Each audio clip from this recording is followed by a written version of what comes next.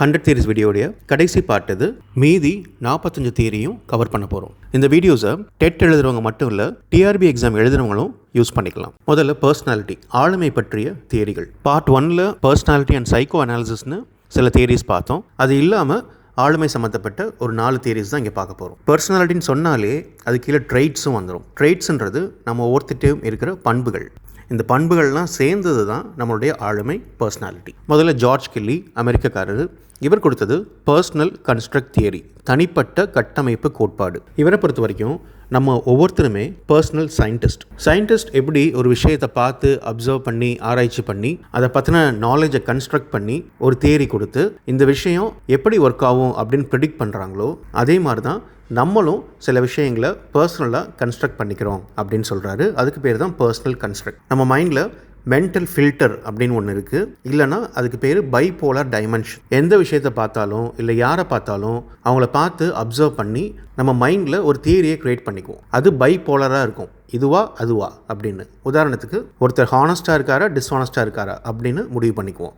ஒருத்தர் ஃப்ரெண்ட்லியாக இருக்காரா அன்ஃப்ரெண்ட்லியாக இருக்காரா அப்படின்னு முடிவு பண்ணிக்குவோம். ஃப்யூச்சர்லேயும் இவங்க இப்படி தான் இருப்பாங்க அப்படின்னு நம்ம நம்ப ஆரம்பிச்சிருவோம். அதுக்கு பேர் தான் பர்சனல் கன்ஸ்ட்ரக்ட். இன்னொரு கான்செப்ட் கன்ஸ்ட்ரக்டிவ் ஆல்டர்னேட்டிவிசம். இதுபடி என்ன சொல்கிறாருன்னா, there is no single truth. உண்மைன்னு ஒன்று கிடையாது. ஒரே விஷயத்தை பார்த்து ஒருத்தர் உண்மைன்னு நினைப்பாங்க, இன்னொருத்தர் அப்படி நினைக்க மாட்டாங்க.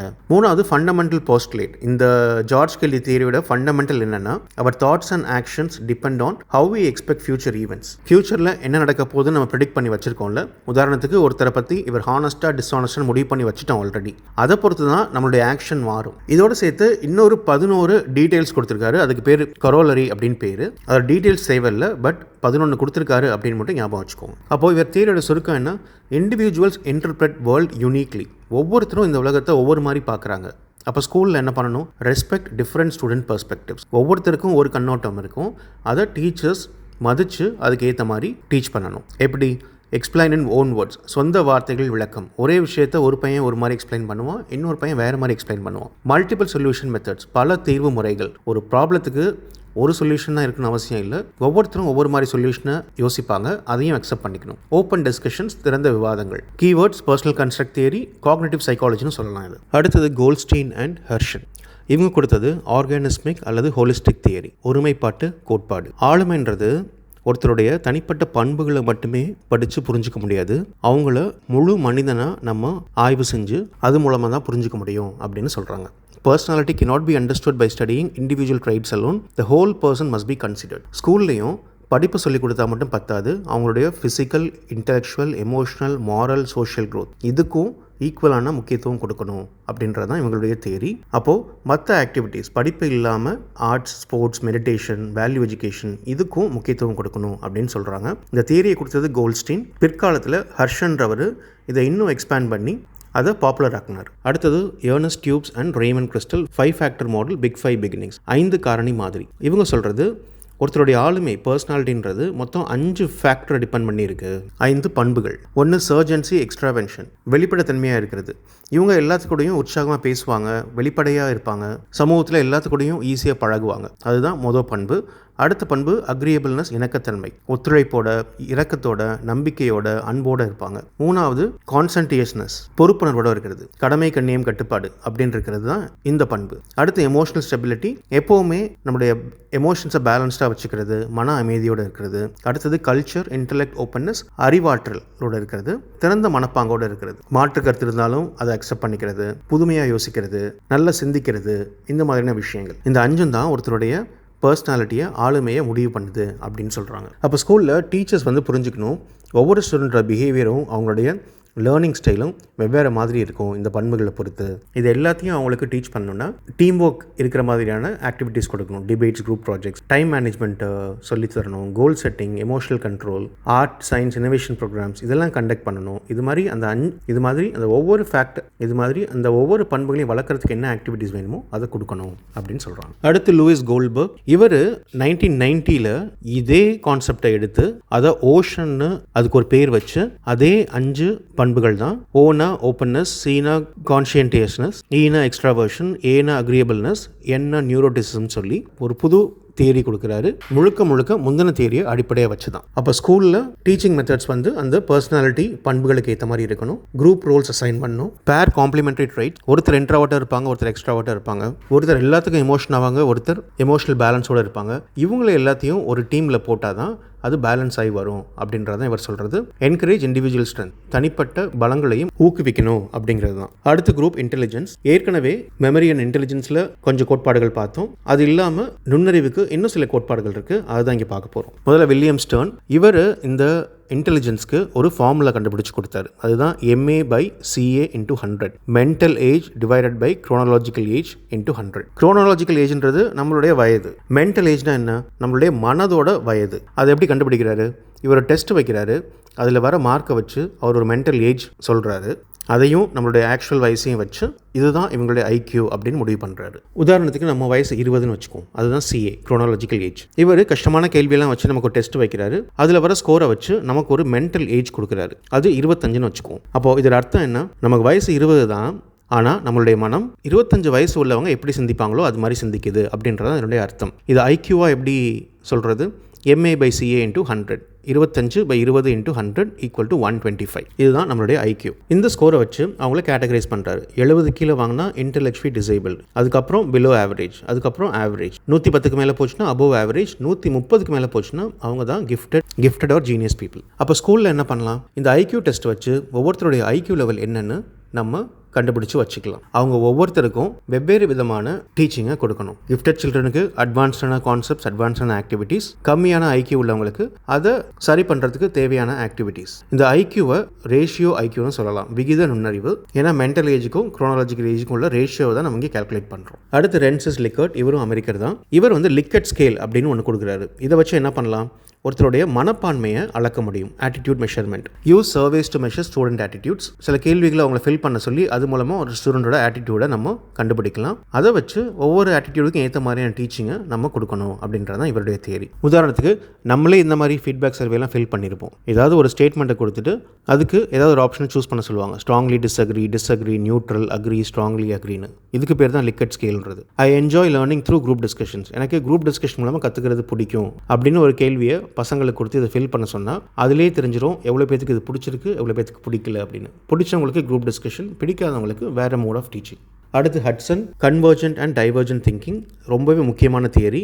குவி சிந்தனை, பெரிய சிந்தனை. நம்ம எல்லாருக்கும் 2 திங்கிங் ஸ்டைல் இருக்குது. 2 டிஸ்டிங்க்ட் திங்கிங் ஸ்டைல்ஸ். முதல்ல டைவர்ஜென்ட் திங்கிங்னா என்னென்னு பார்க்கலாம். நமக்கு ஒரு பிரச்சனை இருக்குது, அதை சால்வ் பண்ணணும். அதுக்கு நம்ம நிறைய ஆப்ஷன்ஸ் யோசிக்கிறோம்ல, அதுக்கு பேர் தான் டைவர்ஜென்ட் திங்கிங். இந்த திங்கிங் விரிவாக யோசிச்சு ஆப்ஷன் 1, ஆப்ஷன் 2, ஆப்ஷன் 3, ஆப்ஷன் 4, இது பண்ணால் இதான் கான்சிக்வன்ஸ், இது பண்ணால் இதான் கான்சிக்வன்ஸ், இந்த ஆப்ஷனில் இந்த அட்வான்டேஜ் இருக்குது, இந்த ஆப்ஷனில் இந்த அட்வான்டேஜ் இருக்குது, இந்த ஆப்ஷனில் இந்த டிஸ்அட்வான்டேஜ் இருக்குது.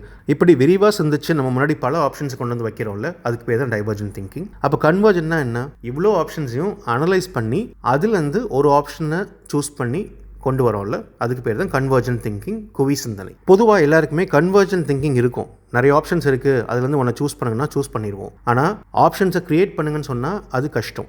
அதை தான் ஸ்கூலில் பண்ண சொல்கிறாங்க. Promote divergent thinking, creative thinking. அது எப்படி நடக்கும்? Brain storming activities, creative writing, open ended science questions, நம்மளை யோசிக்க வைக்கிறது, ஒரு கேள்வி கேட்டு இது மூலமாக தான் டைவர்ஜென்ட் திங்கிங்கை வளர்க்க முடியும். அடுத்து PV லூக்கன். இந்த 100 பேர் லிஸ்ட்டில் இருக்கிற ஒரே இந்தியன் இவர் தான். இவர் கிரியேட்டிவிட்டி பற்றி நிறைய ஆராய்ச்சி பண்ணார். ஆக்கத்திறன் ஆய்வுகள். Creativity measurable in education. கிரியேட்டிவிட்டியை வந்து நம்ம மெஷர் பண்ண முடியும் அப்படின்னு சொல்கிறாரு. கிரியேட்டிவிட்டி வரணும்னா அதுக்கு நம்ம டைவர்ஜென்ட் திங்கிங்கை தான் என்கரேஜ் பண்ணணும் அப்படின்னு சொல்கிறாரு. அதே கான்செப்ட் தான். Creative projects, art activities, innovation fares, இதெல்லாம் ஸ்கூலில் வச்சு தான் இந்த டைவர்ஜென்ட் திங்கிங்கை நம்ம என்கரேஜ் பண்ணணும். அது மூலமாக தான் கிரியேட்டிவிட்டி வரும் அப்படின்றது தான் இவருடைய தியரி. அடுத்து டெய்லர். இவர் சொல்கிறது கிரியேட்டிவிட்டிக்கு மொத்தம் 5 லெவல் இருக்குது அப்படின்னு சொல்கிறாரு. என்ன 5 லெவல்? 1 எக்ஸ்பிரசிவ் கிரியேட்டிவிட்டி, வெளிப்பாட்டு படைப்பாற்றல். நம்ம டிராயிங்கு, மியூசிக், ஸ்பீச்சு இதெல்லாம் எந்த விதமான தயக்கமோ கேள்வியோ இல்லாமல் குழந்தைங்க எக்ஸ்பிரஸ் பண்ணுறாங்களோ அதுக்கு பேர் தான் எக்ஸ்பிரசிவ் கிரியேட்டிவிட்டி. அடுத்தது productive creativity.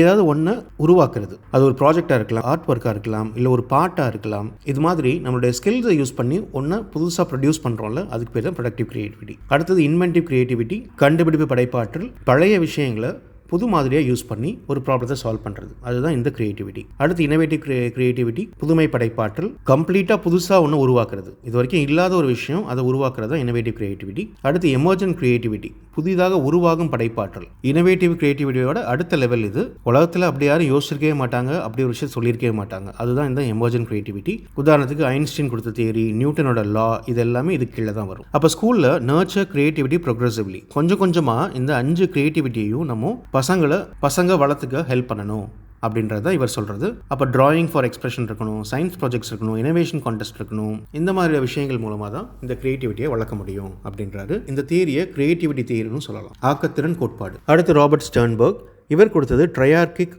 Theory of intelligence, மூவகை நுண்ணறிவு கோட்பாடு. இவர் சொல்கிறது இன்டெலிஜென்ஸில் 3 டைப் இருக்குது: அனலிட்டிக்கல், கிரியேட்டிவ், ப்ராக்டிக்கல். ஆய்வுத்திறன், ஆக்கத்திறன் அல்லது படைப்பாற்றல், நடைமுறை நுண்ணறிவு. அனலிட்டிக்கல்னா ஒரு விஷயத்தை நம்ம அனலைஸ் பண்ணுறது, அதை 2 விஷயத்தை கம்பேர் பண்ணுறது, அது மூலமாக ஒரு முடிவுக்கு வருது, இதுதான் அனலிட்டிக்கல் இன்டெலிஜென்ஸ். கிரியேட்டிவ் இன்டெலிஜென்ஸ்னால் புதிய விஷயங்களை உருவாக்குறது, இல்லை ஒரு புது சிச்சுவேஷன் வரும்போது அங்கே நம்ம ஸ்மார்ட்டாக ஆக்ட் பண்ணுறது, இதுதான் கிரியேட்டிவ் இன்டெலிஜென்ஸ். அடுத்து ப்ராக்டிக்கல் இன்டெலிஜென்ஸ், நம்மளுடைய தினசரி நடைமுறை வாழ்க்கைக்கு தேவையான விஷயங்களை நம்ம பண்ணுறது. ஸ்ட்ரீட் ஸ்மார்ட்னு சொல்லுவாங்கள்ல, என் பையனோ பொண்ணோ எங்கே விட்டாலும் பொழைச்சிக்குவாங்க அப்படின்னு சொல்கிறோம்ல, அதுக்கு பேர் தான் ப்ராக்டிக்கல் இன்டெலிஜென்ஸ். அவங்களுக்கு கிளியராக தெரியும் இந்த உலகம் எப்படி ஒர்க் ஆகுது, எங்கே எப்படி நடந்துக்கணும் அப்படின்றது, அதுக்கு பேர் தான் ப்ராக்டிக்கல் இன்டெலிஜென்ஸ். இது 3மே ஒரு மனிதனுக்கு முக்கியம் அப்படின்னு சொல்கிறது தான் இவருடைய ட்ரையார்கிக் தியரி ஆஃப் இன்டெலிஜென்ஸ். அப்போ ஸ்கூலில் என்ன பண்ணணும், இந்த 3த்தையும் பேலன்ஸ் பண்ணி சொல்லித்தரணும். மேத் ப்ராப்ளம் சால்விங் மூலமாக அனலிட்டிக்கல் சொல்லித்தரலாம், கிரியேட்டிவ் ப்ராஜெக்ட்ஸ் மூலமாக கிரியேட்டிவ் இன்டெலிஜென்ஸை வளர்க்கலாம், ப்ராக்டிக்கல் அப்ளிகேஷன்ஸ் மூலமாக ப்ராக்டிக்கல் இன்டெலிஜென்ஸை வளர்க்கலாம். அவ்வளோதான் இன்டெலிஜென்ஸ் பற்றின தியரிஸ். அடுத்து நம்ம பார்க்க போகிறது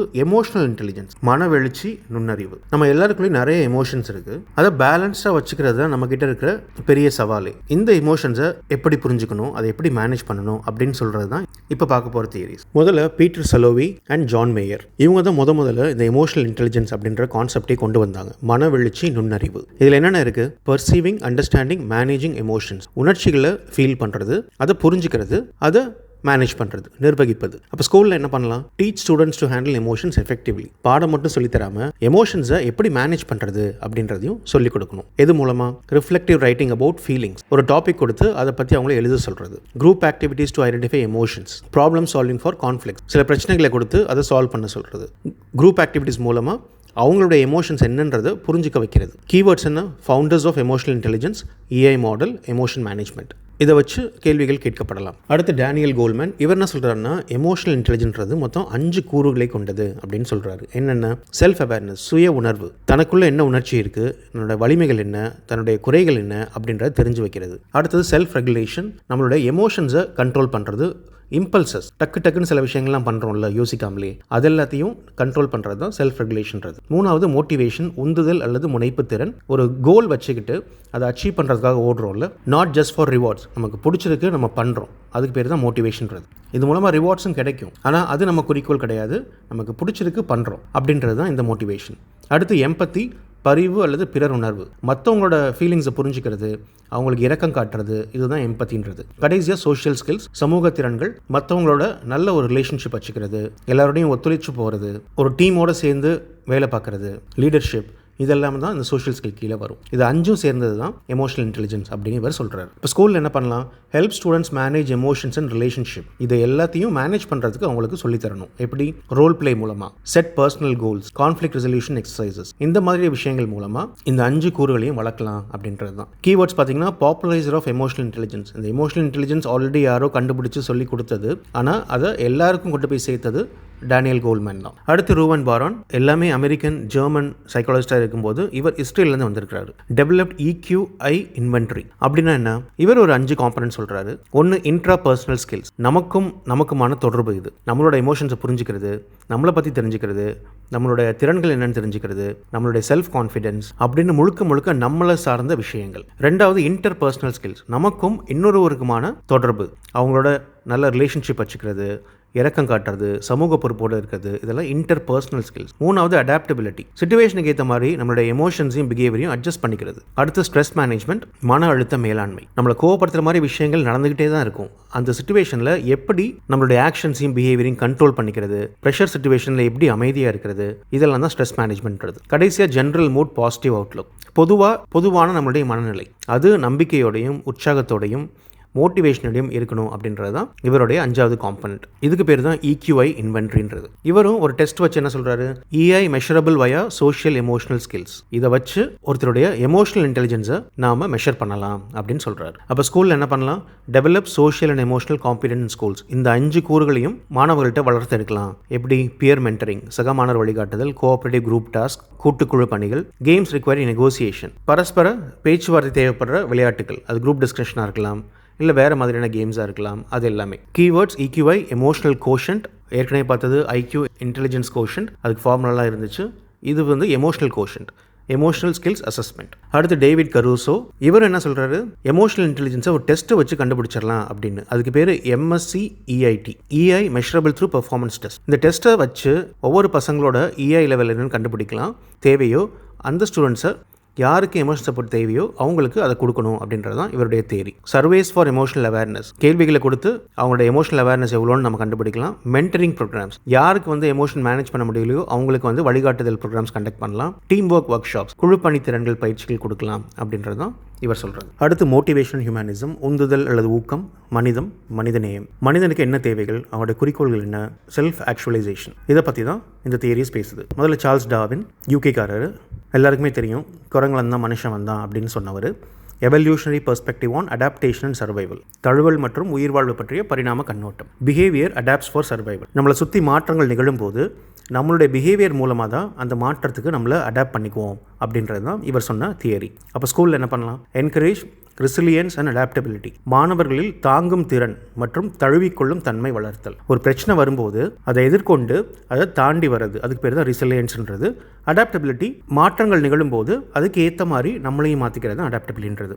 என்னென்ன ஆக்டிவிட்டீஸ் மூலமாக அதை கொண்டு வரலாம், group survival activities, reward creative problem solving, நம்முடைய ஆக்கத்திறன் மூலமாக நம்ம ஒரு விஷயத்தை சால்வ் பண்ணும்போது அதுக்கு ரிவார்ட் பண்ணுறது. என்கரேஜ் அடாப்டபிலிட்டி இன் ப்ராஜெக்ட்ஸ், புது ப்ராஜெக்ட்ஸ் கொடுத்து அதில் அவங்கள அடாப்ட் பண்ணிக்கிறதுக்கு பழக்கப்படுத்துறது. Keywords, theory of evolution, adaptation, survival of the fittest, இது எல்லாமே ரொம்ப பாப்புலர் நமக்கு தெரிஞ்ச விஷயங்கள் தான். அடுத்து ஆப்ரஹாம் மாஸ்லோ, அமெரிக்காக்காரர், இவர் கொடுத்தது hierarchy of needs, pyramid of 5 needs. மனுஷனாக பிறந்த ஒருத்தரும் இந்த 5 படிகளை தாண்டி தான் வரணும் அப்படின்றது தான் இவர் சொன்ன தியரி. அது மட்டும் இல்லை, ஒரு ஸ்டேஜோட தேவை பூர்த்தியானதுக்கு அப்புறமேட்டு தான் அடுத்த ஸ்டேஜை பற்றி நம்ம மனசு யோசிக்கும்.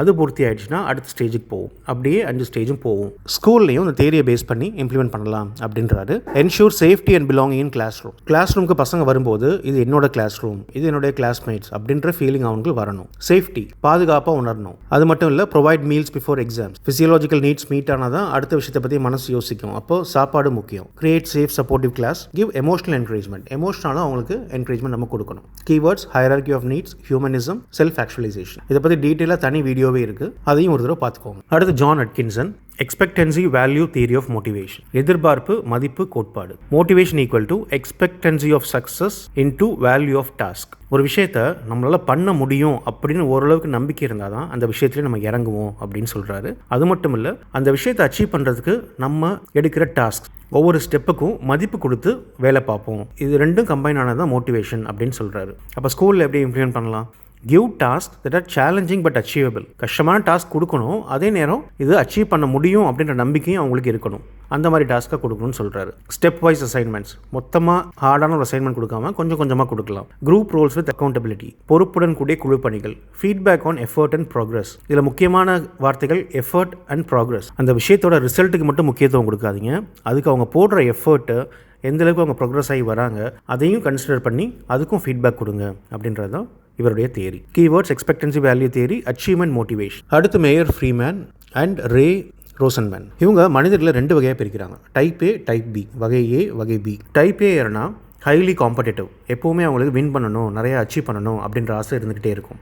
டைம் அர்ஜென்ட், வெயிட் பண்ண முடியாது, அவங்களால எப்போவுமே ஓடிக்கிட்டே இருப்பாங்க. அம்பிஷியஸ் அண்ட் ஒர்க் ட்ரிவன், எல்லா வேலையும் இழுத்து போட்டு பண்ணுறது, சும்மா இருக்க பிடிக்காது இவங்களுக்கு. ஈஸிலி ஃப்ரஸ்ட்ரேட்டட் ஆர் அக்ரெசிவ், ரொம்ப கோவம் டக்குன்னு வரும், பொறுமை இருக்காது, இந்த மாதிரியான விஷயங்கள். இவங்களுடைய ஸ்ட்ரெஸ் லெவல் வெரி ஹை, அதனால ஸ்ட்ரெஸ் சம்மந்தப்பட்ட ஹெல்த் இஷ்யூஸும் இவங்களுக்கு வரும். பிபியாக இருக்கலாம், இல்லை ஹார்ட் சம்மந்தப்பட்ட பிரச்சனைகளாக இருக்கலாம். இதெல்லாம் டைப் பி யார், ரிலாக்ஸ்ட் அண்ட் காம், எப்போவுமே அமைதியாக ரிலாக்ஸ்டாக இருக்கிறவங்க, லைஃபை ஸ்லோவாக ரன் பண்ணுறவங்க, patient and balanced, pressure situation வந்தாலும் காமாக ஹேண்டில் பண்ணுறவங்க, நான் காம்படிட்டிவ், எல்லாத்துலேயும் போட்டி போடணும், எல்லாத்துலேயும் ஜெயிக்கணும் அப்படின்னு நினைக்காதவங்க, ஈஸி கோயிங், எல்லாருக்கூடையும் அட்ஜஸ்ட் பண்ணிவிட்டு லைஃபை என்ஜாய் பண்ணுறது தான் இவங்களுடைய மெயின் குறிக்கோளாக இருக்கும். இவங்களுடைய ஸ்ட்ரெஸ் லெவல் கம்மியாக இருக்கும். ஸ்ட்ரெஸ் வந்து இவங்களை ரொம்ப அஃபெக்ட் பண்ணாது. இதுதான் 2 personality, type A, type B. அவங்களுடைய ஸ்ட்ரெஸ் லெவலை வச்சு பிரிக்கிறாங்க. அப்போ இவங்க சொல்கிறது ஸ்ட்ரெஸ் இன்ஃப்ளூயன்சஸ் மோட்டிவேஷன் பிஹேவியர். மன அழுத்தம் தான் ஒருத்தரை மோட்டிவேட் பண்ணும், அவங்க நடத்தையும் தீர்மானிக்குது அப்படின்றாங்க. Support healthy competition without stress overload. ஸ்கூலில் இந்த மாதிரியான ஹெல்தி காம்படிஷன் ரொம்ப அவசியம்.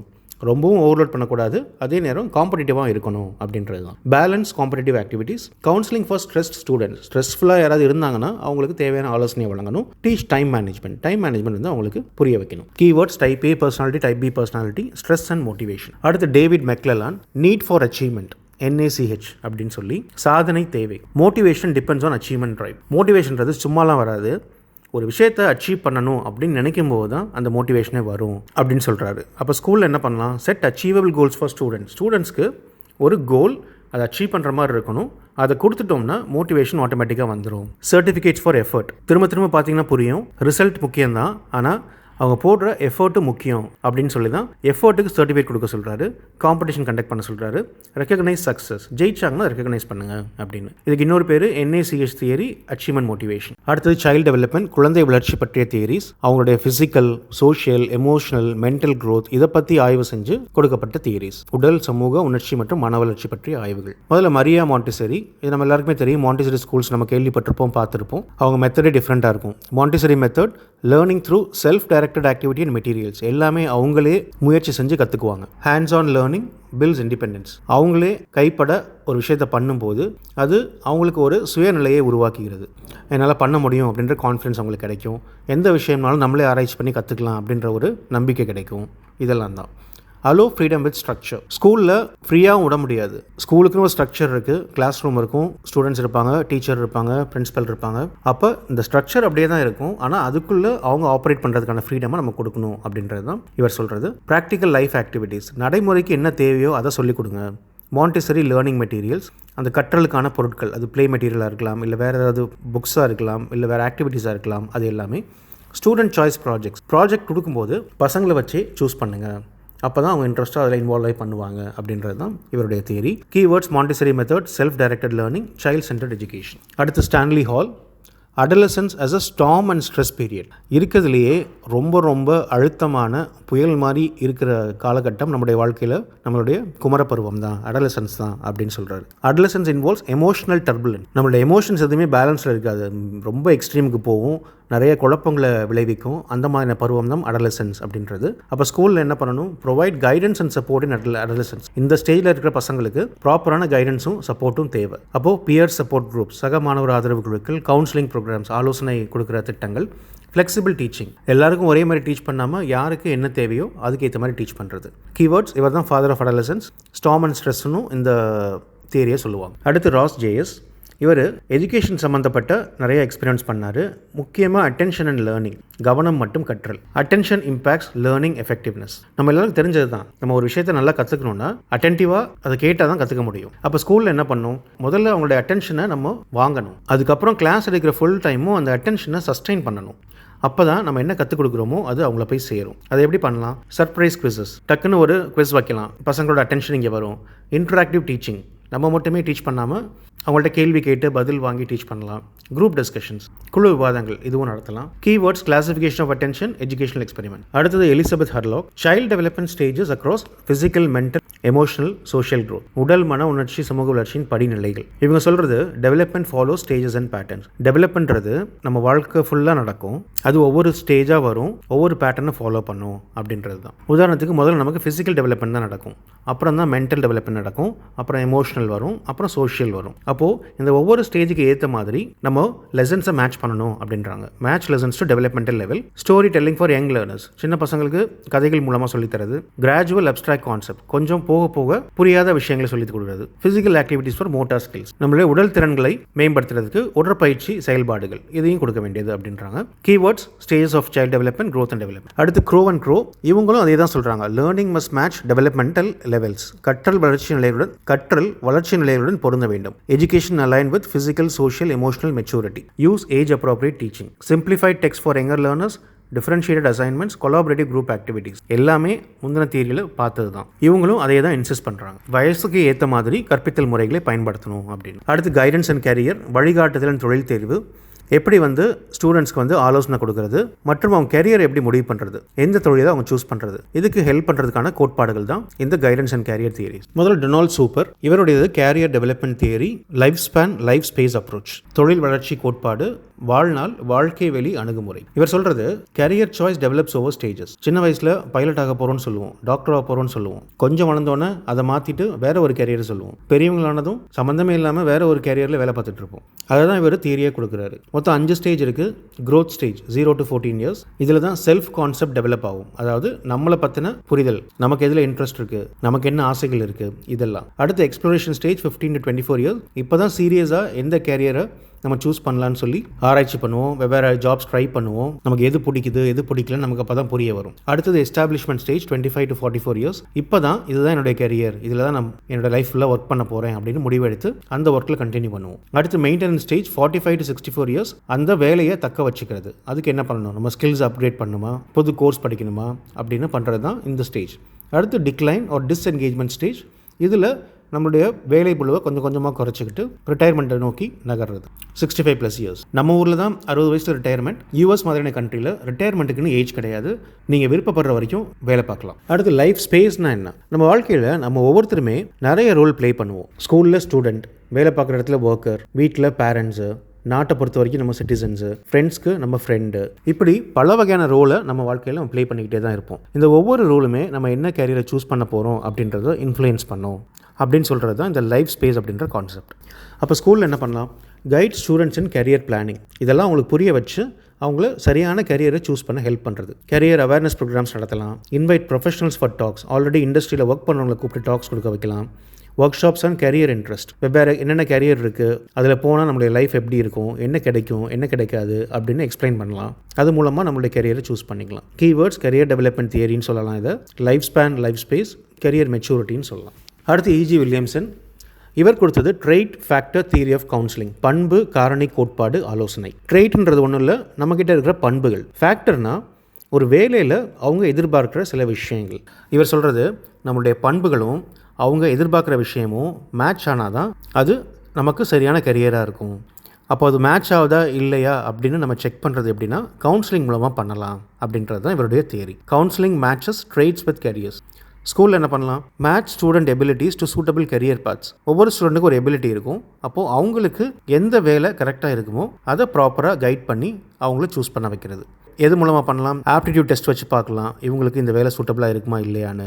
கெரியர் கைடன்ஸ் கவுன்சிலிங், ஆலோசனை கொடுக்கலாம். இன்ட்ரெஸ்ட் இன்வென்ட்ரிஸ், ஒரு மாணவனோட இன்ட்ரெஸ்ட் என்னன்னு வரிசையாக லிஸ்ட் பண்ணிவிட்டு இன்னொரு பக்கம் இந்த வேலைக்கு என்னென்ன ஃபேக்டர்ஸ் தேவை அப்படின்னு லிஸ்ட் பண்ணிவிட்டு இது ரெண்டும் மேட்ச் ஆகுதா இல்லையான்னு பார்க்குறது. அதுதான் interest இன்வென்ட்ரின்றது. Keywords trait factor theory அல்லது வொகேஷனல் கைடன்ஸ், தொழில் சார்ந்த வழிகாட்டுதல்கள். அடுத்து ஹெரோல்ட் ஸ்ட்ராங், இவருடைய தியரி வொகேஷனல் இன்ட்ரெஸ்ட் பிளாங்க், இன்னொரு பேர் ஸ்ட்ராங் இன்ட்ரெஸ்ட் இன்வென்ட்ரி. கான்செப்ட் அதே கான்செப்ட் தான்.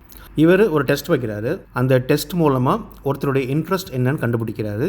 அந்த இன்ட்ரெஸ்ட்டும் ஒரு தொழிலுக்கு தேவையான விஷயங்களும் மேட்ச் ஆகுதான்னு பார்க்குறாரு.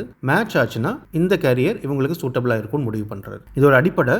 நம்மளுடைய இன்ட்ரெஸ்ட்டும் அந்த தொழிலும் மேட்ச் ஆனால் தான் நம்ம ஹாப்பியாக இருப்போம், சக்ஸஸ்ஃபுல்லாக இருப்போம் அப்படின்றது தான் இவர் சொல்ல வருது. அப்போ ஸ்கூலில் என்ன பண்ணலாம், ஐடென்டிஃபை ஸ்டூடெண்ட் இன்ட்ரெஸ்ட் ஏர்லி. எப்படி, இவர் சொன்ன அந்த டெஸ்ட் மூலமாக. அட்மினிஸ்டர் இன்ட்ரெஸ்ட் இன்வென்ட்ரிஸ், என்னென்ன இன்ட்ரெஸ்ட் இருக்குன்னு நம்ம லிஸ்ட் பண்ணிகிட்டே வரணும். Group students by career aspirations, sportsman ஆகணும்னு ஆசைப்படுற ஸ்டூடெண்ட்ஸ் எல்லாத்தையும் குரூப் பண்ணி அவங்களுக்கு தனியாக டீச் பண்ணுறது. டாக்டர் ஆகணும், இன்ஜினியர் ஆகணும் அப்படின்னு ஆசைப்படுற ஸ்டூடெண்ட்ஸை குரூப் பண்ணி அவங்களுக்கு வேற ஒரு டீச்சிங் கொடுக்கறது. Advice electives based on interest, எல்லாருக்கும் காமன் சப்ஜெக்ட் இருக்கும், அது இல்லாமல் ஸ்பெஷலாக சில சப்ஜெக்ட் செலக்ட் பண்ணிக்கலாம் நம்ம இன்ட்ரெஸ்ட்டை பேஸ் பண்ணி. Keywords vocational interest inventory, career guidance. அடுத்து பார்க்க போகிறது மாடர்ன் அண்ட் அப்ளைட் சைக்காலஜி, நவீன அண்ட் பயன்பாட்டு உளவியல். மாடர்ன் வேர்ல்டுக்கு ஏற்ற மாதிரி ப்ராக்டிக்கலாக யூஸ் பண்ணுற மாதிரியான தியரிஸ் அது. கெட்ஸ்ன்றவர் எஜுகேஷனல் சோஷியல் ஸ்டடீஸ் நிறைய பண்ணார், கல்வி சமூகவியல் ஆய்வுகள். இவர் சொல்கிறது கம்யூனிட்டி இன்ஃப்ளூயன்சஸ் லேர்னிங். நம்மளுடைய கற்றல் பெரும்பாலும் நம்மளை சுற்றி இருக்கிற விஷயங்கள் மூலமாக தான் நடக்குது, நம்மளுடைய சமூக சூழல். அப்போது ஸ்கூலில் ப்ரொமோட் ஸ்கூல் கம்யூனிட்டி லிங்கேஜஸ், வெறும் ஸ்கூலில் உட்காந்து பாடம் மட்டும் எடுக்காமல் கம்யூனிட்டி கூடயும் மாணவர்களை லிங்க் பண்ணணும். எது மூலமாக? கம்யூனிட்டி ப்ராஜெக்ட்ஸ் மூலமாக. ஒரு பார்க் க்ளீன் பண்ணுறது, ஒரு லேக்கை க்ளீன் பண்ணுறது, வாலண்டியரிங் ஆக்டிவிட்டி போகிறது, இது மூலமாக. அடுத்து பேரண்ட் இன்வால்மெண்ட். பேரண்ட்ஸையும் ஸ்கூல் ஆக்டிவிட்டீஸில் இன்வால்வ் பண்ண வைக்கிறது. Local culture in class. அந்த பகுதியில் என்ன கல்ச்சர் இருக்கோ அதை கிளாஸில் பிரதிபலிக்கிறது. இந்த மாதிரியான விஷயங்கள் கம்யூனிட்டியையும் கிளாஸ் ரூமையும் இணைக்கிறது. Keywords educational sociology, community education. அடுத்து டம்பல் என்ன சொல்றாரு? குரூப் டைனமிக்ஸ் ரிசர்ச், குழு இயக்கவியல் ஆய்வுகள். நம்ம தனி மனிதர்களாக இருந்தாலும் ஒரு குரூப் தான் நம்மளுடைய பிஹேவியரையும் லேர்னிங்கும் இன்ஃப்ளூயன்ஸ் பண்ணுது அப்படின்றது தான் இவர் சொல்ல வந்தது. Groups influence behaviour and learning. குழுக்கள் நடத்தை மற்றும் கற்றலை பாதிக்கின்றன. அப்போ ஸ்கூலில் design lessons with group dynamics. இண்டிவிஜுவலாக ஃபோக்கஸ் பண்ணாதீங்க, குரூப்பாக ஃபோக்கஸ் பண்ணுங்கள். அது மூலமாக லேர்னிங் இன்னும் பெட்டராக இருக்கும் அப்படின்றது தான். உதாரணத்துக்கு குரூப் சீட்டிங் எல்லா கிளாஸ்லையும் பண்ணுறது தான், எல்லாரையும் சேர்த்து உட்கார வைக்கிறது. கொலாபரேட்டிவ் லேர்னிங், எல்லாரும் சேர்ந்து கற்றுக்கிறது. பியர் இன்ஃப்ளூயன்ஸ் அவேர்னஸ், நல்ல பசங்களோட சேர்ந்தா நல்ல விஷயங்களை கற்றுவோம், கெட்ட பசங்களோட சேர்ந்தா கெட்ட பழக்கங்கள் தான் நமக்கு வரும். அதை மாணவர்களுக்கு புரிய வைக்கிறது தான் இது. Keywords group dynamics, social psychology. அடுத்து Hill, transfer of training research, பயிற்சி பரிமாற்ற ஆய்வுகள். Skills learned in one area transfer to others. இது ரொம்ப இன்ட்ரெஸ்டிங்கான தியரி. இது சொல்ல வர்றது, ஒரு விஷயத்தில் ஒரு பையன் சக்ஸஸ்ஃபுல்லாக இருந்தான்னா மற்ற விஷயங்களும் அவங்கள ஈஸியாக வெற்றி அடைய வச்சிடலாம் அப்படின்றது அந்த தியரி. இப்போ ஒருத்தர் ஸ்போர்ட்ஸில் நல்லா பெர்ஃபார்ம் பண்ணுறாரு அப்படின்னா அதையே அது மூலமாகவே படிப்புலையும் அவங்கள சக்ஸஸ்ஃபுல்லாக மாற்றலாம். எப்படி அது? இப்போ ஸ்போர்ட்ஸில் ஒரு சக்ஸஸ்ஃபுல்லாக இருக்காங்கன்னா அவங்களுக்கு சில ஸ்கில்ஸ் பில்ட் ஆகி வந்திருக்கும். அது அனலிட்டிக்கல் ஸ்கில்ஸாக இருக்கலாம், டெசிஷன் மேக்கிங்காக இருக்கலாம், பேஷன்ஸாக இருக்கலாம், ஃபெயிலியரை மேனேஜ் பண்ணுறதா இருக்கலாம். இந்த மாதிரியான விஷயங்கள் இது ஒருத்தருக்கு வந்துட்டாலே அந்த ஸ்கில்ஸை வச்சு இன்னொரு விஷயத்தையும் கற்றுக் கொடுத்துடலாம் அப்படின்னு சொல்கிறாரு. அப்போ ஸ்கூலில் என்ன பண்ணலாம்? Encourage cross subject skills, math applied to science, sports discipline to academics, language and history essays. எதில் நல்லா இருக்காங்களோ அதை வச்சே இன்னொரு சப்ஜெக்டையும் அவங்களுக்கு சொல்லிக் கொடுத்துடலாம். இதுக்கு பேர் தான் ட்ரான்ஸ்ஃபர் ஆஃப் ட்ரைனிங். இதுவும் எஜுகேஷன் சைக்காலஜிக்கில் தான் வரும். அடுத்து WG squad, organisational psychology, group motivation, அமைப்பு உளவியல், குழு உந்துதல். இவரும் அதே தான். குரூப்பாக பண்ணும்போது லேர்னிங் பெட்டராக இருக்குன்னு சொல்கிறாரு. மோட்டிவேஷன் இன்னும் அதிகமாக இருக்கும். Groups improve motivation and performance. அப்போ ஸ்கூலில் use group based learning task. எல்லாமே குரூப் பேஸ்ட் ஆக்டிவிட்டீஸாக கொடுங்கன்னு சொல்கிறாரு. Example house competitions, peer learning, group projects. Keywords organisational psychology, group motivation. அடுத்து வுட்ஸ்வொர்த் அண்ட் மார்க்கிஸ். இவங்க சொல்கிறதும் transfer of learning and habits. முன்னாடி பார்த்த அதே தியரி தான். இதில் உங்கள் ஹேபிட்ஸையும் இன்க்ளூட் பண்ணியிருக்காங்க. இப்போ ஸ்போர்ட்ஸில் ஒருத்தர் நல்லா பண்ணுறான்னா அங்கே சில ஹேபிட்ஸ் டெவலப் பண்ணியிருப்பான். பங்க்சுவாலிட்டியாக இருக்கலாம், ஃபோக்கஸாக இருக்கலாம், டிசிப்ளினாக இருக்கலாம். அதே ஹேபிட்ஸை வச்சு இன்னொரு விஷயம் சொல்லிக் கொடுத்துடலாம் அப்படின்னு சொல்கிறாரு. Learning habits transferable to new situations. அப்போ ஸ்கூலில் என்கரேஜ் குட் லேர்னிங் ஹேபிட்ஸை பில்ட் பண்ணிட்டாலே எந்த விஷயத்துக்கு வேணால் அதை அப்ளை பண்ணிக்கலாம். So example daily routine, morning டைமுக்கு வரது, அசம்பிளி அட்டென்ட் பண்ணுறது, ஹோம்ஒர்க் கரெக்டாக பண்ணுறது, இந்த மாதிரியான விஷயங்கள். ப்ராக்டிஸ் இன் வேரிட் கான்டெக்ட். இந்த கற்றுக்கிட்ட இந்த ஹேபிட்ஸை வெவ்வேறு சூழ்நிலைகளில் ப்ராக்டிஸ் பண்ணிக்கிறது. Skill application. இந்த ஹேபிட்ஸ் மூலமாக நமக்கு வர ஸ்கில்ஸை ப்ராக்டிக்கலாக அப்ளை பண்ணி பார்த்துக்கிறது. Keywords transfer of learning, habit formation. அடுத்தது Marquis, learning theory, reinforcement, habit formation. முந்தின தியரி அவர் வுட்ஸ்வொர்த்தோடு சேர்ந்து கொடுத்தது, இது இவராக கொடுத்தது. இதுவும் ஹேபிட் ஃபார்மேஷன் பற்றி தான். திரும்ப நம்ம ஒரு விஷயத்தை பண்ண வைக்கும்போது அது ஹேபிட்டாக ஃபார்ம் ஆயிரும் அப்படின்றாரு. Habits influence learning outcomes. பழக்கங்கள் தான் கற்றல் முடிவுகளை பாதிக்கின்றது. அப்போ ஸ்கூலில் use reinforcement to build habits. திரும்ப ஒரு விஷயத்தை பண்ண வச்சு தான் ஹேபிட்ஸை பில்ட் பண்ண முடியும். அதை ரிவார்ட்ஸ் மூலமாக பண்ண வைக்கலாம், இல்லை ரொட்டீன் ட்ரில் மூலமாக பண்ண வைக்கலாம், இல்லை கிளாஸில் ரூல்ஸ் போட்டு பண்ண வைக்கலாம். ஆனால் திரும்ப பண்ண வைக்கணும், அது ஒரு ஹேபிட்டாக மாறணும். Keywords learning theories, reinforce. அடுத்து aunty Warhol.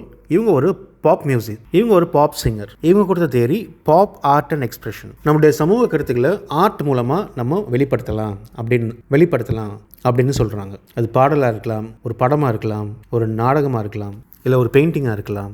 Art as the medium of social commentary. அப்போ ஸ்கூலில் என்ன பண்ணணும்? Encourage creativity and expression. இப்போ ஆர்ட்டில் நம்ம நல்லா வரணும்னா நமக்கு ஆக்கத்திறன் ரொம்ப முக்கியம், படைப்பாற்றல். அப்போ அதை என்கரேஜ் பண்ணணும் ஸ்கூலில். எப்படி பண்ணலாம்? மாடர்ன் ஆர்ட் ப்ராஜெக்ட்ஸ் கொடுக்கலாம். Link art to social issues. சமூக பிரச்சனைகளை ஆர்ட்டோட லிங்க் பண்ணலாம். ஸ்டூடெண்ட் செல்ஃப் எக்ஸ்பிரஷன், அவங்க தன்னைத்தானே எக்ஸ்பிரஸ் பண்ணிக்கிறதுக்கு தேவையான ஒரு ஸ்பேஸை கொடுக்கலாம். இதெல்லாம் தான் ஸ்கூலில் பண்ணலாம். Keywords pop art, creativity in education. அடுத்து பீல். இவர் கொடுத்தது educational psychology contributions, focus on values in education. Value எஜுகேஷனுக்கு முக்கியத்துவம் கொடுங்க அப்படின்றது தான். அப்போ ஸ்கூலில் என்ன பண்ணலாம்? Embed philosophy into teaching. தத்துவம் மற்றும் மதிப்புகளை ஒருங்கிணைத்தல். உதாரணத்துக்கு வேல்யூ பேஸ்ட் அசம்பிளியில் நிற்க வச்சு நீதி கதைகள் சொல்கிறது, இல்லை தேசப்பற்று சம்பந்தமான பாடல்கள் பாடுறது, இதெல்லாம் இது கீழே வரும். Ethics discussions. ஒரு ப்ராப்ளத்தை கொடுத்து இது சரியா தவறா அதை பற்றி டிஸ்கஸ் பண்ண வைக்கிறது. ஃபிலசாபிக்கல் டிபேட்ஸ், தத்துவ ரீதியான விவாதங்கள் நடத்துறது, இதெல்லாம் ஸ்கூலில் பண்ணலாம். Keywords educational philosophy, values in education. அடுத்து ஜோஸ் டெல்காடோ. இவர் ஸ்பானிஷ்காரர், யூஎஸில் செட்டில் ஆனவர். இவர் பண்ணது brain stimulation experiments with electrode, மின் தகடுகளை கொண்டு மூளை தூண்டுதல் பரிசோதனைகள். என்ன பண்ணார், ஸ்பெயினில் நீங்கள் பார்த்துருப்பீங்க, இந்த மாடுகளை வச்சு கேம்ஸ் கண்டக்ட் பண்ணுவாங்க. அப்படி ஒரு மாடை பிடிச்சி அதோட பிரெயினில் ஒரு சின்ன பிளேட் ஒன்று வைக்கிறாரு. அதுக்கு பேர் தான் எலக்ட்ரோடுன்றது. அதை கண்ட்ரோல் பண்ண இவர் ரிமோட் வச்சுக்கிறாரு. இந்த ரிமோட்டை ப்ரெஸ் பண்ணால் அந்த பிளேட்டில் எலக்ட்ரிக் சிக்னல்ஸ் உருவாகும். அப்போது அந்த மாடை கோவப்படுத்தி அது யாரையாவது முட்டை வரும்போது இவர் கரெக்டாக ரிமோட்டை அழுத்துறாரு, மாடு வந்து ஸ்டாப் ஆயிடுது. இது மூலமாக என்ன சொல்ல வர்றாரு, behaviour influence by direct brain stimulation. அப்போது இந்த பிரெயினில் இருக்கிற இந்த எலக்ட்ரிக் சிக்னல்ஸை நம்ம கண்ட்ரோல் பண்ண முடிஞ்சதுன்னா நம்மளுடைய பிஹேவியரையும் மாற்றலாம் அப்படின்றது தான் இவருடைய தியரி. ஸ்கூலில் என்ன பண்ணலாம், emphasise brain based learning approaches. இந்த கான்செப்டை ஸ்டூடெண்ட்ஸ்க்கு சொல்லிக் கொடுக்கணும். Teach biology of behaviour. பிஹேவியர்ன்றது என்ன, அது எப்படி ஒர்க் ஆகுது, அதுக்கும் பிரெயினுக்கும் என்ன சம்மந்தம், அதை நம்ம எப்படி கண்ட்ரோல் பண்ணுறது, நம்மளுடைய பிரெயினுக்கு ப்ராப்பர் சிக்னல்ஸ் அனுப்புறது மூலமாக, இதெல்லாம் தான் biology of behaviour. Mind body awareness, பாடிக்கும் மைண்டுக்கும் உள்ள ரிலேஷன்ஷிப் என்னென்னு புரிய வைக்கணும். Use neuroscience and education. நியூரோ சயின்ஸ்ன்றது பிரெயின் பற்றி படிக்கிற படிப்பு தான் நியூரோ சயின்ஸ்ன்றது. அதை எஜுகேஷனில் யூஸ் பண்ணணும்னு சொல்கிறாரு. Keywords brain stimulation, neuro science and behaviour. அடுத்து சார்ல்ஸ் ஜி மாரிஸ். இவர் தான் முதல்ல எஜுகேஷனல் சைக்காலஜிக்கு டெக்ஸ்ட் புக் போட்டவர். கல்வி உளவியல் பாட நூல்கள் சிம்பிளாக எல்லாருக்கும் புரிகிற மாதிரியான புக்ஸ் வந்து இவர் வெளியிட்டார். Simplified psychology for learners. அப்போ ஸ்கூலில் என்ன பண்ணலாம், make lessons accessible and clear. Example, simplified language in class. வார்த்தை ஜாலங்களில் விளையாடாமல் சிம்பிளாக ஒரு கான்செப்டை பசங்களுக்கு புரிய வைக்கிறது. அடுத்து விஷுவலைட்ஸ், விஷுவலாக காமிக்கிறது. ஸ்டெப் பை ஸ்டெப் லெசன்ஸ், மொத்தமாக ஒரு லெசனை சொல்லிக் கொடுக்காம கொஞ்சம் கொஞ்சமாக ஸ்டெப் பை ஸ்டெப்பாக சொல்லிக் கொடுக்குறது. கீவேர்ட்ஸ் சைக்காலஜி டெக்ஸ்ட் புக்கோட ஆத்தர் இவர் தான். சிம்பிளிஃபைட் சைக்காலஜினாலே சார்ல்ஸ் ஜி மாரிஸ் தான். அடுத்து பார்க்க போகிற தியரிஸ், இது தியரிஸ்ன்னு சொல்ல முடியாது, சைக்காலஜி அண்ட் எஜுகேஷன் பற்றி இவங்க தான் முதல்ல பேசினாங்க. இதை ஃபவுண்டேஷனாக வச்சு தான் மற்ற தியரிஸ்லாம் பில்ட் பண்ணி வந்தது. யார் இவங்க? ஃபர்ஸ்ட் கன்ஃபியூஷியஸ், சைனாக்காரர், 500 BC. ரொம்ப ரொம்ப ரொம்ப ரொம்ப பழைய ஆள். ஆனால் அப்போவே என்ன சொல்லியிருக்காரு, moral education, respect and discipline. கல்வின்றது மாரல் எஜுகேஷனை பேஸ் பண்ணி தான் இருக்கணும், மரியாதை அண்ட் கட்டுப்பாடு இதை தான் அவங்க மெயினாக கற்றுக்கணும் அப்படின்றது தான். Education builds ethical citizens. நாட்டுக்கு நல்ல குடிமகன்கள் வேணும்னா எஜுகேஷன் மூலமாக அதை பண்ண முடியும். அதில் நம்ம முக்கியத்துவம் கொடுக்க வேண்டியது இந்த மாரல் வேல்யூஸ், ரெஸ்பெக்ட், டிசிப்ளின், இதுக்கெல்லாம் தான். இவர் சொன்ன காலகட்டன்றது படித்தவர்கள் ரொம்ப ரொம்ப கம்மியாக இருந்த காலகட்டம். ஸ்கூலில் எப்படி இம்ப்ளிமெண்ட் பண்ணலாம்? Schools must இன்ஸ்டில் values. அசம்பிளிஸ் மூலமாக, ரெஸ்பெக்டிங் ரூல்ஸ், இல்லை ஸ்டோரிஸ் மூலமாக மாரல் வேல்யூஸை நம்ம சொல்லிக் கொடுக்கலாம். அடுத்து அரிஸ்டாட்டில், இவர் கிரீஸ்காரர். இவரும் அந்த காலத்து ஆள் தான், 384 BC. இவர் சொன்னது எம்பரிசிசம். எம்பரிசிசம்ன்றது எல்லாமே நம்ம அனுபவத்து மூலமாக செஞ்சு பார்த்து கற்றுக்கிறது, அதுதான் எம்பரிசிசம். நாலேஜ் ஃப்ரம் சென்சஸ், நமக்கு கிடைக்கிற நாலேஜ் எல்லாமே நம்மளுடைய ஐம்புலன்கள் மூலமாக தான் கிடைக்கிது அப்படின்னு சொன்னவர். அப்போது மைண்ட் ப்ளஸ் பாடி எசென்ஷியல். நமக்கு நாலேஜ் கெயின் பண்ணணும்னா நம்மளுடைய மைண்டும் முக்கியம், நம்மளுடைய பாடியும் முக்கியம். அப்போ ஸ்கூலில் என்ன பண்ணலாம், integrate ethics, intellect, physical training. உடல் சார்ந்த ட்ரைனிங்கும் கொடுக்கணும், அறிவு சார்ந்த ட்ரைனிங்கும் கொடுக்கணும். டிபேட்ஸ் மூலமாக, பிஇ கிளாஸ் மூலமாக, ப்ளஸ் அகடமிக்ஸ் பாடங்கள் மூலமாக, எத்திக்ஸ் ஒழுக்க பாடங்கள் எல்லாமே கலந்து தான் ஸ்கூலில் இருக்கணும் அப்படின்றது தான் இவருடைய தியரி. அடுத்து வில்லியம் ஜேம்ஸ். இவர் கொடுத்தது ஃபங்க்ஷனலிசம். அதாவது நம்மளுடைய மைண்டு தான் எல்லாத்துக்கும் காரணம். ஒரு சூழ்நிலையில் நம்ம அடாப்ட் பண்ணிக்கணும்னா நம்ம மைண்டு தான் அதை அடாப்ட் பண்ண வைக்கிது அப்படின்னு சொல்கிறது தான் ஃபங்க்ஷனலிசம்ன்றது. அப்போது அந்த நேரத்தில் நமக்கு என்னென்ன ஹேபிட்ஸ் இருக்கோ அதுதான் ஹெல்ப் பண்ணுது. Habits shape behaviour. அப்போ ஸ்கூலில் ஹேபிட்ஸை ஃபார்ம் பண்ணுறதுக்கு சொல்லிக் கொடுக்கணும். Form habits for learning. எது மூலமாக? Study routine, practical task, active learning. இது மூலமாக ஸ்கூலில் வந்து ஹேபிட்ஸ் ஃபார்ம் பண்ணுறதுக்கு கற்றுக் கொடுக்கணுன்றது தான் வில்லியம் ஜேம்ஸ் சொல்கிறது. அடுத்து ஜேம்ஸ் அலி. இவர் child psychology specialist, father of child psychology கூட. இவர் சொல்கிறது ப்ளே எய்ட்ஸ் இமேஜினேஷன். விளையாட்டு தான் ஒரு குழந்தையோட கற்பனை திறனை வளர்க்குது, படைப்பாற்றலை அதிகப்படுத்துது, கிரியேட்டிவிட்டி. Play Faustus creativity. அப்போ ஸ்கூலில் என்ன பண்ணணும், ப்ளேக்கு வந்து அதிகளவு முக்கியத்துவம் கொடுக்கணும். குழந்தைங்களுக்கு சொல்லிக் கொடுக்கும்போது ஸ்டோரி டெல்லிங்காக இருக்கலாம், ரோல் பிளேயாக இருக்கலாம், இல்லை கேம்ஸாக இருக்கலாம். இந்த மாதிரி அவங்கள விளையாட வச்சு தான் எல்லா விஷயங்களையும் கற்றுக் கொடுக்கணும் அப்படின்றது தான் இவர் சொல்ல வருது. அடுத்து வில்ஹெம் வுண்ட், ஜெர்மன்காரர். சைக்காலஜியில் ரொம்ப ரொம்ப முக்கியமானவர் இவர் தான். ஏன்னா இவர் தான் father of psychology. Father of modern psychology Sigmund Freud, father of psychology Wilhelm Wundt. இவர் தான் முதல்ல எக்ஸ்பெரிமெண்ட் சைக்காலஜி அப்படின்ற பிரான்ச்சே ஆரம்பித்தார். அது வரைக்கும் சைக்காலஜின்றது ஒவ்வொருத்தருடைய பார்வைகளாக தான் இருந்துச்சு, ஒவ்வொருத்தருடைய கருத்துக்கள். இவர் தான் முதல்ல லேப் ஒன்று க்ரியேட் பண்ணி சைக்காலஜிக்குன்னு, அதில் ஆட்களை கூப்பிட்டு வந்து அவங்கள வச்சு எக்ஸ்பெரிமெண்ட் பண்ணி அது மூலமாக ப்ரூவ் பண்ணார் சைக்காலஜினா இதுதான், இப்படி தான் ஒர்க் ஆகும் அப்படின்னு சொல்லிட்டு. இவர் சொல்ல வரதும் நம்ம ஆல்ரெடி பார்த்தது தான். Focus can be studied scientifically. ஒரு விஷயத்தில் நம்மளால் ஃபோக்கஸ் பண்ண முடியுதா இல்லையான்றதை சயின்டிஃபிக்காக ஸ்டடி பண்ணலாம். ஃபோக்கஸ்ன்றது வேறு ஒன்றும் இல்லை, அட்டென்ஷன் தான். அப்போ ஸ்கூலில் அட்டென்ஷன் வைட்டல் ஃபார் லெசன்ஸ். ஒரு லெசனை ப்ராப்பராக கற்றுக்கணுன்னா முதல்ல வந்து அட்டென்ஷன் இருக்கணும். அப்போது மாணவர்களோட அட்டென்ஷனை சஸ்டெயின் பண்ணுற மாதிரியான விஷயங்கள் நம்மளும் பண்ணணும். உதாரணத்துக்கு ஷார்ட் லெசன்ஸ், பெரிய பெரிய லெசனாக இல்லாமல் சின்ன சின்ன லெசன்ஸாக இருக்கணும், அதுவும் விஷுவலாக இருக்கணும், ப்ராப்பர் பிரேக்ஸ் இருக்கணும், இந்த மாதிரியான விஷயங்கள். Keywords father of psychology, first psychology lab. அடுத்து வில்லியம் மெக்டோகல், இவர் கொடுத்தது இன்ஸ்டிங் தியரி ஆஃப் மோட்டிவேஷன். நம்ம உள்ளுணர்வுன்னு சொல்கிறோம்ல, வேட்டையாட விளையாட படத்தில் ராகவன் இன்ஸ்டிக் பார்த்துருப்போம். அதில் கமல் என்ன பண்ணுவார், ஒவ்வொருத்தரும் ப்ரொசீஜர் படி போகும்போது இவர் தன்னுடைய உள்ளுணர்வு என்ன சொல்லுதோ அதை ஃபாலோ பண்ணிட்டு போவார். அப்படி தான் ஒவ்வொரு கிரைமாக கண்டுபிடிப்பார். அதுதான் இவரும் சொல்கிறார், இன்ஸ்டிங்க்ட் டிரைவ்ஸ் பிஹேவியர். நம்முடைய உள்ளுணர்வு தான் நம்மளுடைய பிஹேவியரை வழி நடத்தும். அப்போது டீச்சிங்லேயும் இந்த இன்ஸ்டிங்ஸை யூஸ் பண்ணணும். எப்படி? கியூரியாசிட்டி, ஆர்வத்தை ஊக்குவிக்கணும். அதுக்கு என்ன பண்ணணும்? எக்ஸ்பெரிமெண்ட்ஸ் பண்ண வைக்கணும், புது விஷயங்களை அவங்களுக்கு காமிக்கணும். அதே மாதிரி ஸ்போர்ட்ஸ் ஆக்டிவிட்டிஸ் இன்வால்வ் பண்ணணும், குரூப் ஒர்க்கில் இன்வால்வ் பண்ணணும். அந்த இன்ஸ்டிங்க்ட் மூலமாக தான் அவங்கள லேர்ன் பண்ண வைக்கணும் அப்படின்றது தான் இவருடைய தியரி. அடுத்து W.B. பில்ஸ்பரி, இவர் தான் முதல்ல சைக்காலஜிக்கு டெக்ஸ்ட் புக் போட்டார் இங்கிலீஷில் 1911. நம்ம ஆல்ரெடி ஒருத்தர் புக்கு போட்டார்னு பார்த்தோம்ல, சார்ல்ஸ் ஜி மாரிஸ். அவர் எஜுகேஷனல் சைக்காலஜிக்கு புக்கு போட்டார் 1990s. இவர் 1911 சைக்காலஜிக்கு டெக்ஸ்ட் புக் போட்டவர். சிஸ்டமேட்டைஸ்ட் சைக்காலஜியை ஒருங்கிணைச்சு அதை ஒரு பாட புத்தகமாக மாற்றினவர் இவர் தான். கிளாஸ் ரூமில் எப்படி பண்ணலாம், இந்த சைக்காலஜியை யூஸ் பண்ணியே கிளாஸ் ரூம்லேயும் நம்ம லேர்னிங்கை எஃபெக்டிவாக மாற்றலாம். சிம்பிள் எக்ஸ்ப்ளனேஷன்ஸ், கான்செப்ட் டேர்ம்ஸ் என்ன, எக்ஸாம்பிள்ஸ் கொடுத்து சொல்லிக் கொடுக்குறது, இந்த மாதிரியான விஷயங்கள். அடுத்து பார்க்க போகிற கேட்டகரி எஜுகேஷனல் திங்கர்ஸ். இவங்க சைக்காலஜிஸ்ட் கிடையாது, ஆனால் எஜுகேஷன் எப்படி இருக்கணும் அப்படின்றதுக்கு இவங்க நிறைய ஐடியாஸ் கொடுத்துருக்காங்க. அதுதான் பார்க்க போகிறோம். முதல்ல தாமஸ் ஹாப்ஸ், இவர் சொன்னது social contract, discipline needed for order. Society நல்லா இருக்கணும்னா அங்கே ஒரு ஆர்டர் இருக்கணும், ஹையரார்கி மாதிரி. அங்கே ஒரு அத்தாரிட்டியும் இருக்கணும், மற்றவங்க டிசிப்ளின்டாக அதை கேட்டு நடக்கணும். அப்போ தான் ஒரு சொசைட்டி நல்லா இருக்கும் அப்படின்னு சொல்கிறது தான் இவருடைய theory. Human nature requires authority. மனிதன் இயல்பாகவே ஃப்ரீயாக விடுறத விட ஒரு அத்தாரிட்டி கீழே இருக்கும்போது பெட்டராக பிஹேவ் பண்ணுவான் அப்படின்னு சொல்கிறாரு. அப்போ schools need clear rules and discipline, class discipline codes, consistent consequences. அந்த டிசிப்ளினை ஃபாலோ பண்ணலன்னா அதுக்கான பனிஷ்மெண்ட்ஸாக இருக்கலாம், இல்லை கான்சிக்வன்ஸாக இருக்கலாம். ரூல் செட்டிங் வித் ஸ்டூடெண்ட்ஸ், முதலையே இதை தான் ரூல்ஸ்ன்னு சொல்லிடணும் ஸ்டூடெண்ட்ஸ்க்கு, அவங்களுக்கு புரிய வச்சிடணும். அதுக்கப்புறம் அதை மீறினாங்கன்னா அதுக்கு ஏற்றமான கான்சிக்வன்சஸ் அவங்களுக்கு கொடுக்குறது. கீவேர்ட்ஸ் வந்து social contract theory, discipline and authority. அடுத்து ஜான் லாக், இவர் சொன்னது தபுலா ரசா அப்படின்னு சொல்லிட்டுன்னு. இது ஒரு லத்தீன் வார்த்தை. இதோட அர்த்தம் ஒன்றும் இல்லை, நம்மளுடைய ஸ்லேட்டு தான். ஒரு ஸ்லேட்டில் எதுவுமே எழுதாமல் வச்சுருந்தோன்னா அதுக்கு பேர் தான் தபுலா ரசா அப்படின்னு அர்த்தம். இவர் சொல்கிறது, குழந்தைங்களோட மனம் வந்து அந்த பிளாங்க் ஸ்லேட் மாதிரி தான், எதுவும் இல்லாமல் தான் வரும் ஸ்கூலுக்கு வரும்போது. அதுக்கப்புறம் அங்கே ஒவ்வொரு எக்ஸ்பீரியன்ஸை கிடைக்க தான் அவங்க நாலேஜை கேதர் பண்ணிக்குவாங்க. Knowledge comes from experience. அப்போ ஸ்கூலில் ப்ராப்பரான ஒரு என்வாயர்மெண்ட் கொடுத்து அது மூலமாக பல விதமான எக்ஸ்பீரியன்ஸை அவங்களுக்கு கொடுத்து தான் அவங்க லேர்னிங்கை ஷேப் பண்ணணும். உதாரணத்துக்கு teach moral lessons, habit formation activities, positive environment building, எல்லாமே ஆல்ரெடி பார்த்தது தான். இவருக்கு இன்னொரு பேர் ஃபாதர் ஆஃப் எம்பிரிசிசம். எம்பிரிசிசம்னா என்னென்னு பார்த்தோம், நம்மளே ஒரு விஷயத்தை பண்ணி நம்மளோட எக்ஸ்பீரியன்ஸ் மூலமாக கற்றுக்கிறது தான் எம்பிரிசிசம். டபுலா ரசா, பிளாங்க் ஸ்லேட் தியரி. அடுத்து டேவிட் ஹியூம், இவரும் எம்பிரிசிசம் பற்றி தான் பேசினார். Knowledge arises from impressions and ideas. நம்மளுடைய உணர்வுகள் மற்றும் யோசனைகள் மூலம் தான் நமக்கு நாலேஜ் கிடைக்குது அப்படின்றாரு. குறிப்பாக learning comes from observation and experience. ஒரு விஷயத்தை பார்த்து அப்சர்வ் பண்ணி அதை நம்மளே செஞ்சு பார்க்கும்போது தான் அந்த லேர்னிங் கரெக்டாக கிடைக்கும் அப்படின்றது தான் இவருடைய தியரி. அப்போ ஸ்கூலில் use hands on practical activities. பசங்களை ப்ராக்டிக்கலாக விஷயங்களை செய்ய வச்சு கற்றுக் கொடுக்கணும். நடைமுறை அனுபவ அடிப்படையிலான கற்றலை ஊக்குவித்தல். Example science experiments, field trip, observation paste learning. Keywords பார்த்தோம்னா அதே எம்பிரிசிசம் தான்,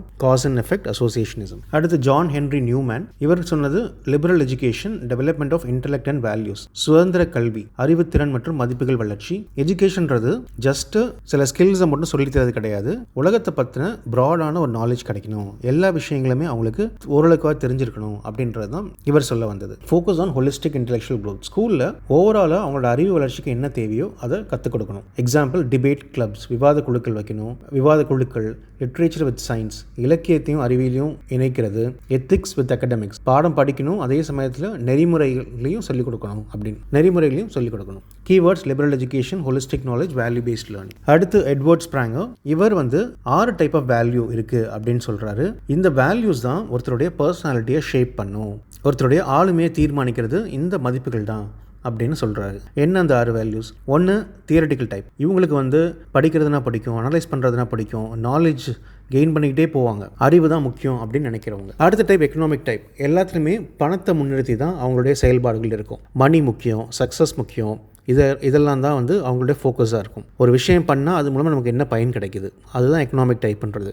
அடுத்து ஏஸ்தட்டிக் டைப். எல்லாத்தையும் ஒரு அழகுணர்ச்சியோட பார்க்குறது, இயற்கையை ரசிக்கிறது, மியூசிக்கு, ஆர்ட்டு, இந்த மாதிரியான விஷயங்கள் தான் வந்து வாழ்க்கைக்கு முக்கியம்னு நினைக்கிறவங்க. அடுத்து சோஷியல் டைப், சமூக மனப்பான்மை இருக்கிறவங்க, மற்றவங்களுக்கு ஹெல்ப் பண்ண விரும்புறது, இறக்கத்தோடு நடந்துக்கிறது, இந்த மாதிரி விஷயங்கள் தான் உங்களுடைய ஃபோக்கஸ் இருக்கும். அடுத்து பொலிட்டிக்கல் டைப், அதிகாரம் வேணும், கண்ட்ரோல் வேணும், லீடர்ஷிப் பொசிஷனில் இருக்கணும் அப்படின்னு நினைக்கிறவங்க. அடுத்து ரிலீஜியஸ் டைப், இது எதுவுமே தேவையில்லை, எனக்கு வந்து என்னை பற்றி புரிஞ்சுக்கணும், என்னோட வாழ்க்கையோட பர்பஸ் என்னன்னு தெரிஞ்சுக்கணும், ஆன்மீகம் தான் என்னுடைய முக்கியமான ஃபோக்கஸ் அப்படின்னு இருக்கிறவங்க. ஸோ இந்த 6 டைப்பில் நம்ம எந்த டைப்போ அதை பொறுத்து தான் நம்முடைய ஆளுமை அமையும்னு சொல்கிறாரு. அப்போது education should integrate value development. அப்போ இந்த வேல்யூஸை பேஸ் பண்ணி தான் ஒவ்வொருத்தருக்கும் நம்ம டீச் பண்ணணும். அப்போ ஸ்கூலில் இந்த மாதிரி வேல்யூஸை டெவலப் பண்ணுறதுக்கு நம்ம கற்றுக் கொடுக்கணும். எப்படி? Art and music class, civic projects, social service activities, இது மூலமாக. அடுத்த ரூசோ நேச்சுரலிசம் இன் எஜுகேஷன். நம்மளை சுற்றி இருக்கிற விஷயங்கள் மட்டும்தான் உண்மை, கண்ணுக்கு தெரிகிறது, நம்மளால் ஃபீல் பண்ண முடிகிறது அப்படின்னு சொல்கிறது தான் நேச்சுரலிசம்ன்றது.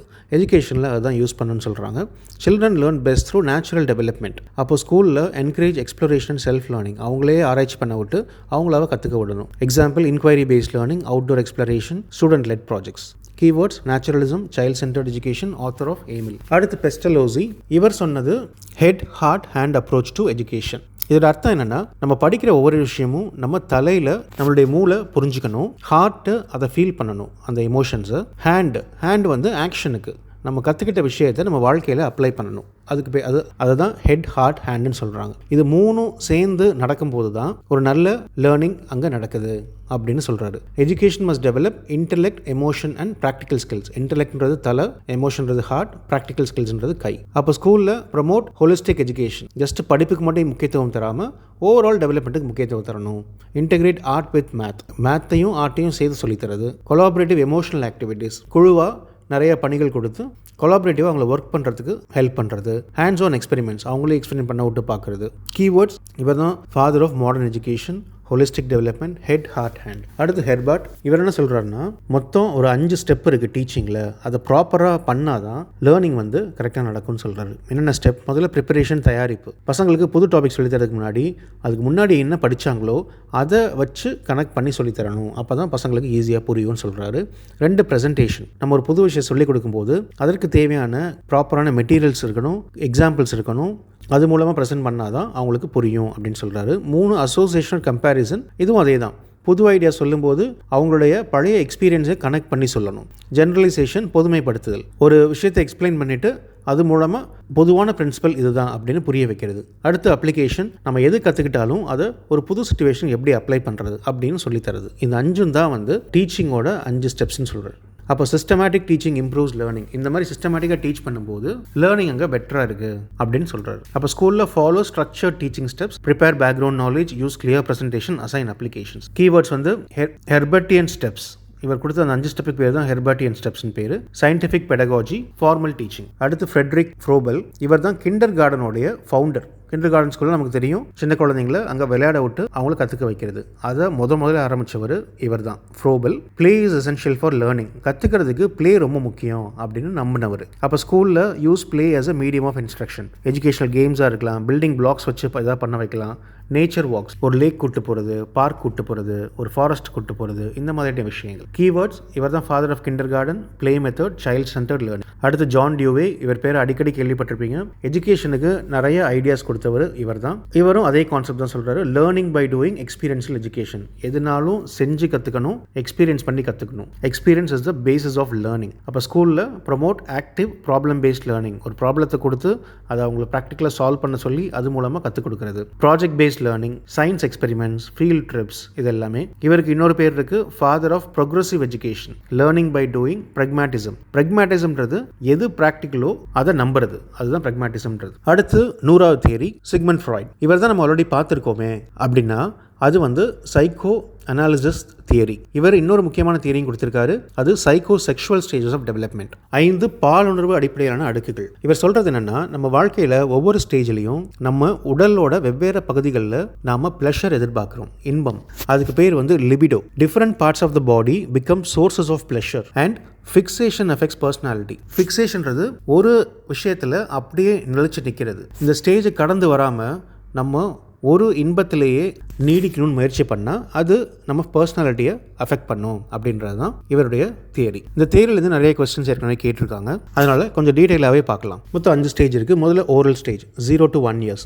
இதில் தான் நம்ம விரல் சூப்புறது, சாப்பிட்றது, தாய்ப்பால் குடிக்கிறது, இதெல்லாமே இந்த ஸ்டேஜில் நடக்கிற விஷயங்கள். இதில் வீனிங்கிறது என்னென்னா இந்த தாய்ப்பால் குடிக்கிறத நிப்பாட்டிட்டு நார்மல் ஃபுட்டுக்கு மாறுறது. இது ப்ராப்பராக மாறுச்சுன்னா ஓகே, அது சரியாக மாறலன்னா பிற்காலத்தில் அது எப்படி பிரதிபலிக்கும்னா ஓவர் ஈட்டிங், ஸ்மோக்கிங், டிபெண்டன்சி. அடுத்து ஏனல் ஸ்டேஜ் 1 to 3 years. இந்த ஸ்டேஜில் தான் குழந்தைகள் வந்து டாய்லெட் போக கற்றுக்குவாங்க. அவசரமாக வந்தால் கூட டாய்லெட் போய் தான் நம்ம எதுனாலும் பண்ணணும், அது வரைக்கும் கண்ட்ரோல் பண்ணிக்கணும் அப்படின்னு பேரண்ட்ஸ் தான் சொல்லி தருவாங்க. இதை ப்ராப்பராக சொல்லி கொடுத்துட்டோம்னா அவங்களுக்கு கண்ட்ரோல் அண்ட் ஆர்டர் வந்துடும். இல்லை இந்த டைமில் அவங்கள ரொம்ப கடுமையாக நடந்துக்கிட்டோம் அப்படின்னா பிற்காலத்தில் அவங்க ஓவர் நீட்டாக இருக்க ட்ரை பண்ணுவாங்க, இல்லை ஓவர் மெஸ்ஸி, எதை பற்றியும் கேர் பண்ணிக்காமல் இருப்பாங்க. இதுக்கு பேர் ஏனல் ரிட்டென்டிவ், ஏனல் எக்ஸ்பல்சிவ்னு பேர். கேள்விகள் கேட்க வாய்ப்பு உண்டு. அடுத்து ஃபேலிக் ஸ்டேஜ், இனப்பகுதி நிலை 3 to 6 years. இப்போ தான் நம்மளுடைய ஜெனிட்டல்ஸ் பற்றின அவேர்னஸ் இருக்கும், நம்மளுடைய ரீப்ரொடக்டிவ் ஆர்கன்ஸ். இந்த ஸ்டேஜில் நடக்கிற முக்கியமான விஷயம் ஒடிபஸ் எலக்ட்ரா காம்ப்ளெக்ஸ் அப்படின்னு சொல்லிட்டேன். நமக்கு தெரிஞ்ச விஷயந்தான், பெண் குழந்தைகள் அப்பாக்களோட அட்டாச்சாக இருப்பாங்க, அதுக்கு பேர் எலக்ட்ரா காம்ப்ளெக்ஸ். பசங்க அம்மா கூட அட்டாச்சாக இருப்பாங்க, அதுக்கு பேர் தான் ஓடிபஸ். அடுத்த ஸ்டேஜ் லேட்டன்சி ஸ்டேஜ், மறைவு நிலை. இது 6 to 12 வயசு வரைக்கும். இந்த ஸ்டேஜில் வந்து இந்த ப்ளஷர் பற்றியோ லிபிடோ பற்றியோ எந்தவித எண்ணமும் இல்லாமல் முழுக்க ஃபோக்கஸ் வந்து படிக்கிறதுலையும் ஃப்ரெண்ட்ஸ் கேதர் பண்ணுறது, அவங்களோட இன்ட்ராக்ட் பண்ணுறது, இதில் தான் ஃபோக்கஸ் பண்ணுவாங்க.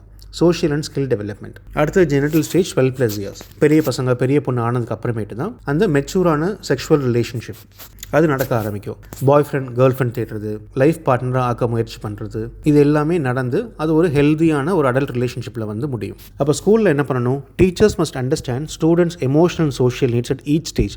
இந்த ஒவ்வொரு ஸ்டேஜ்லையும் அவங்களுடைய எமோஷன்ஸ் எப்படி இருக்கும்னு பார்த்து அதுக்கேற்ற மாதிரி கைட் பண்ணணும். Observe behavioural regression. சில பேர் ஸ்கூல் வந்தும் கை சொப்பிட்டு இருப்பாங்க. அப்போது அதை இந்த ஸ்டேஜஸோட லிங்க் பண்ணி அவங்களுக்கு என்ன பிரச்சனை இருக்குன்னு பார்த்து அதை சால்வ் பண்ணி கொடுக்கணும். யூஸ் கவுன்சிலிங், ஆலோசனை வழங்கணும். Avoid humiliation or punishment. இந்த மாதிரி சிச்சுவேஷனில் அவங்கள அசிங்கப்படுத்துறதோ இல்லை தண்டனை கொடுக்குறதோ கூடவே கூடாது. Keywords libido, fixation, Oedipus complex, Electra complex. Extra ஒரு தியரியும் பார்த்துருவோம். ஏன்னா ஒரு நண்பர் சுட்டி காட்டியிருந்தார், ஃபர்ஸ்ட் பார்ட்டில் ஒரு தியரிக்கே 2 நம்பர் கொடுத்துருந்தோம், அதனால தான் இந்த எக்ஸ்ட்ரா தியரி. என்எல் முன் இவர் நிறைய சைக்காலஜி டெக்ஸ்ட் புக்ஸ் எழுதியிருக்காரு 1951 அந்த டைம் பீரியடில். அதை சைக்காலஜி கான்செப்டை ரொம்பவே சிம்பிளிஃபை பண்ணி ஸ்டூடெண்ட்ஸ்க்கு புரிகிற மாதிரி நிறைய புக்ஸ் எழுதினார். Simplified psychology concept for students, help learners grab psychology easily. ஸ்கூல்லையும் வந்து அப்போ நம்ம சொல்லிக் கொடுக்கும்போது சிம்பிளிஃபைட் லாங்குவேஜ் யூஸ் பண்ணணும், illustrate with examples, provide diagrams. Keywords psychology text book author, simplified psychology. அவ்வளோதாங்க, 100 தியரியும் பார்த்தாச்சு. இந்த 3 பார்ட்டில் இருக்க 100 தியரிஸை நமக்கு புரிஞ்சுக்கிட்டாலே எக்ஸாமில் கேட்குற கேள்விகளுக்கு நம்மளால் பதில் சொல்ல முடியும். இந்த வீடியோட சேர்த்து டிஸ்கிரிப்ஷனில் ஒரு PDF கொடுத்துருக்கோம், அதுக்கு பேர் ultra short summary of theories. நீங்கள் வீடியோஸ் எல்லாம் பார்த்து முடிச்சுட்டு எக்ஸாமுக்கு முன்னாடி ரிவைஸ் பண்ணணும்னா இந்த PDF யூஸ் பண்ணிக்கலாம். இல்லை MCQ சால்வ் பண்ணும்போது ஏதாவது டவுட் வந்துச்சு அப்போ ரெஃபர் பண்ணணும்னாலும் நீங்கள் இதை யூஸ் பண்ணிக்கலாம். இதில் இந்த 100 பேருடைய பெயர்கள், அவங்க என்ன தியரி கொடுத்தாங்க அப்படின்ற இன்ஃபர்மேஷன் இருக்குது.